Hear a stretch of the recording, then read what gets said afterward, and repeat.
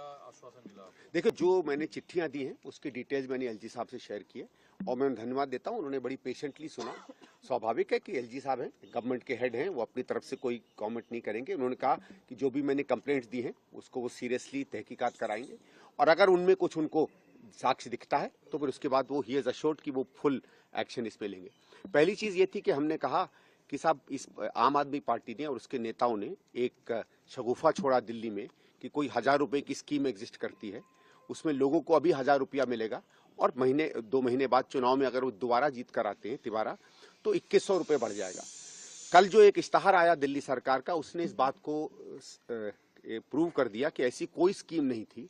यानी मुख्यमंत्री दिल्ली और अरविंद केजरीवाल जी खुलेआम पब्लिक को झूठ कर रहे हैं, फरेब कर रहे हैं और किसी फरेबी स्कीम के अंदर अगर आप लोगों का डेटा लें, उनको स्कीम भरवाएं तो ये धोखाधड़ी का मामला बनता है, जिसको हम लोग सामान्य हिंदी में 420 कहते हैं। और मैंने एलजी साहब से कहा कि जो भी इसका हो, तो उनका नहीं, इसकी हम चेकअप करवाते हैं, अगर इसमें कोई तथ्य होंगे और आप जो कह रहे हैं सही है तो अप्रोप्रिएट एक्शन लिया जाएगा प्रशासन और पुलिस द्वारा।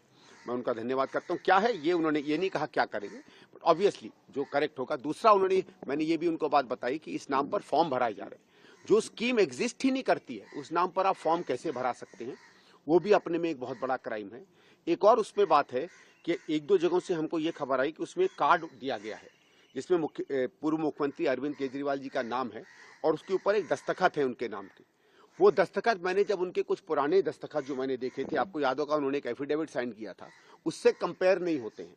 तो या तो कोई फ्रॉडुलेंटली उनके नाम पर दस्तखत कर रहा है अपने में जो एक क्राइम है, या ये उसको परमिट कर रहे हैं उनके नाम पर साइन करने के लिए। अगर आप फॉर करके लिखें तो परमिटेड होता है, किसी का नाम का कोई और अगर लिखे जो उसका दस्तखत नहीं है, वो अपने में भी बहुत सीरियस क्राइम होता है। और क्योंकि केजरीवाल साहब की पार्टी ये कर रही है तो ये नहीं कह सकती कि मुझे नहीं मालूम है ये काम हो रहा है कि नहीं।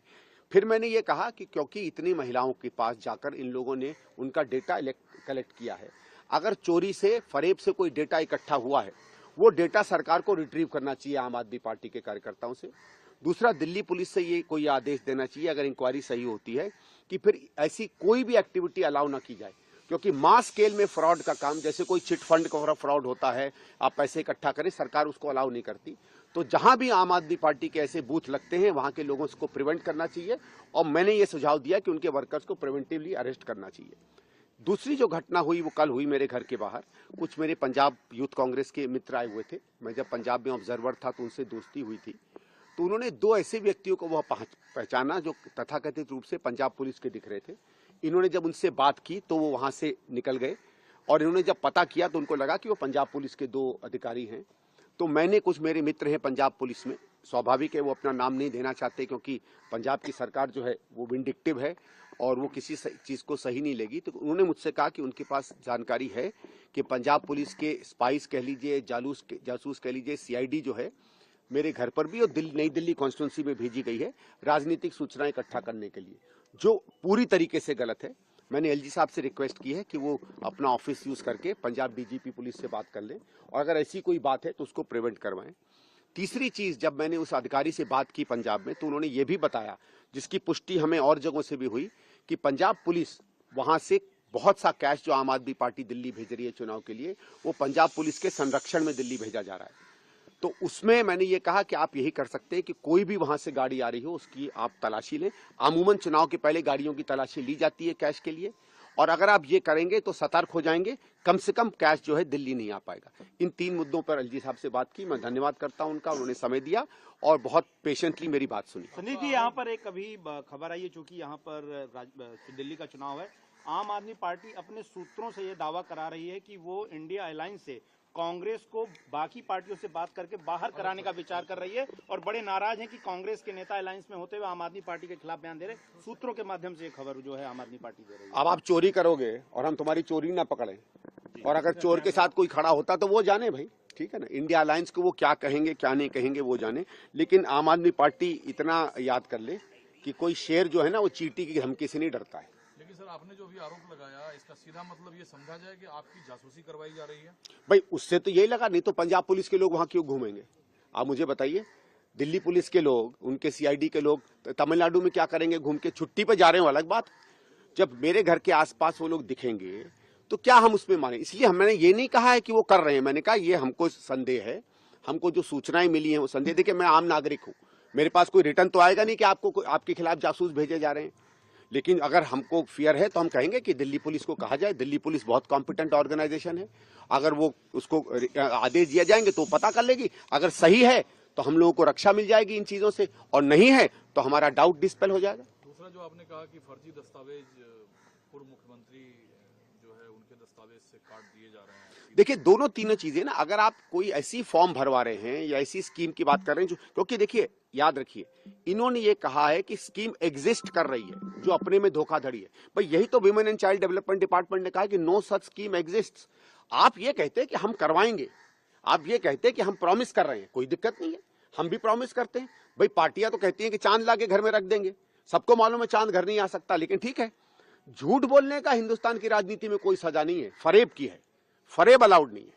लेकिन बजटीय घाटे का सामना कर रही दिल्ली की सरकार जो है, आपको लगता है कि जिस तरीके से वायदे किए जा रहे हैं, देखिए ऐसा है, अगर आप ईमानदारी से सरकारें चलाएं तो काफी पैसा आ जाता है। हम लोग बार बार कह रहे थे कि दिल्ली सरकार ईमानदारी से नहीं चल रही। जहां 12 लाख का कमरा बनना चाहिए स्कूल, वो 22 लाख का बनता है। जहां 14-14 लाख में डीपीआर बन जाता है, सैंक्शन हो जाता है एसटीपी, वो 19 लाख में अलॉट होता है। तो ये धांधली तो चली रही है ना। आप स्वयं देखिए, आज सवेरे मुझे भी खबर आई, आज ये कल शाम को बहुत से मौलाना गए इनके पास कि वक्फ बोर्ड से हमें 6-6 महीने से तनख्वाहें नहीं मिल रही है। तनख्वाहें तो तभी नहीं मिलेंगी ना जब सरकार के पास पैसा नहीं है। आप दिल्ली के कॉलेजेस में जाइए, वहां प्रोफेसर आपको बताएंगे कहीं 3 महीने, कहीं 6 महीने, कहीं 8 महीने में तनख्वाह नहीं मिल रही। देखिए ये वो कमजोर लोग हैं जिनसे वोट नहीं प्रभावित होता है। तो सरकार के पास पैसा नहीं है तो सबसे पहले कमजोर वर्ग के, राजनीतिक रूप से कमजोर की तनख्वाहें रोकते हैं।